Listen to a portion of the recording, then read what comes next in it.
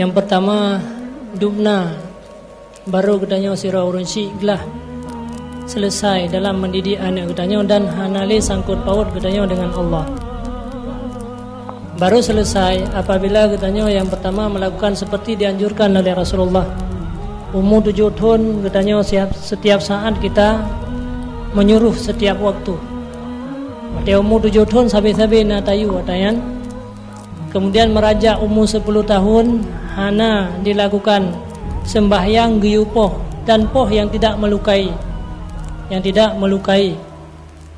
Selesai daripada 10 tahun ka umur 15 tahun nyan kajetakeunnya lon ka selesai ngan kata. Itu baru selesai daripada tugas katanya. Tapi apabila nyan hana lakukan, apapun yang terjadi dengan anak kita ke depan, nyan manteng tanggung jawab katanya. Dan insya-Allah apabila nyan kata lakukan mulai 7 tahun 10 tahun han mungkin anak nyan hana sembahyang. Insya-Allah. Karena itu merupakan amanah yang disampaikan oleh Rasulullah sallallahu alaihi wasallam. Jadi setiap saat dubna le katanya bak anjurkan anak dalam sembahyang. Bila seandainya anak katanya hai tem beda maka tak pugau.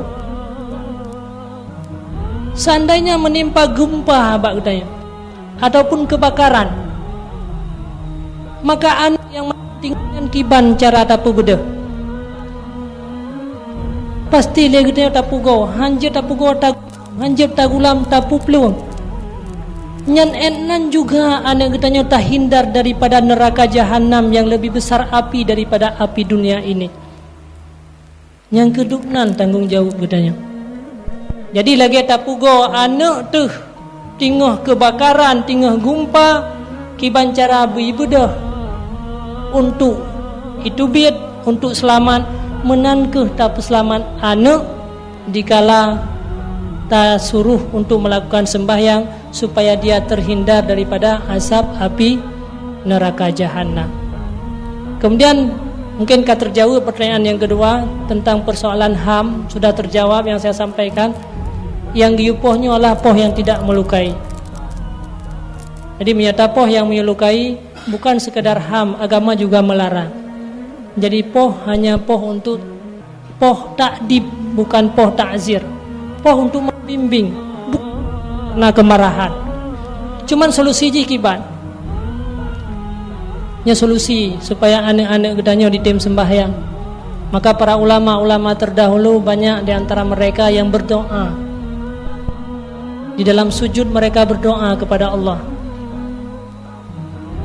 Semoga anak gedanya beritim lakukan ibadah.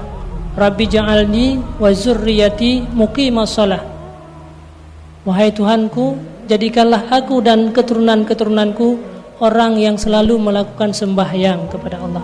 Ini salah satu solusi yang pernah diajarkan oleh ulama-ulama terdahulu.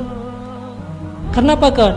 Kebaikan itu bukan dari kita, bukan daripada orang tua, tapi hanya dari Allah. Tanya tugas berusaha lagi mana. Umur 7 tahun tak pukul sampai 10 tahun dapat 15 tahun kah selesai.